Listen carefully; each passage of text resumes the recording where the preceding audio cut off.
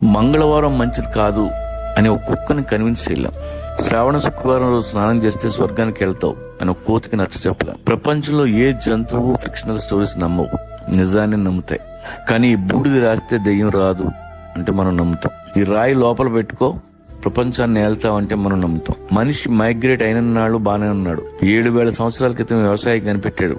ఆ తర్వాత వేట మానేశాడు. ఇంటి చుట్టూ పంట, చేతిలో కంచం, పని తగ్గింది. అక్కడి నుంచే అన్ని దరిద్రాలు చుట్టుకున్నాయి. తర్వాత దేవుడు పుట్టాడు, మతం పుట్టింది, బిలీఫ్ సిస్టమ్స్ తయారయ్యాయి. వాటి మధ్య పెరిగాం. క్వశ్చన్ చేసే ధైర్యం లేదు. నలుగురితో నారాయణ, గుంపుతో గోవింద. ఇప్పటికీ మైగ్రేషన్ లో ఉన్న అన్ని జంతువులు నిజంలో బతుకుతాయి. మైగ్రేషన్ ఆగిపోయిన మనం అబద్ధంలో బతుకుతున్నాం. ఫ్రీగా ప్లేట్లోకి అన్నం వచ్చిన రోజులు ఇలాగే ఉంటాం. కానీ వేటగాడు ఎప్పుడు అలర్ట్ గా ఉంటాడు. మీ వేట ఆపొద్దు, మీ ఊళ్ళో ఉండొద్దు, కడుపు నిండిన వాడి పక్కలో అసలు కూర్చోవద్దు.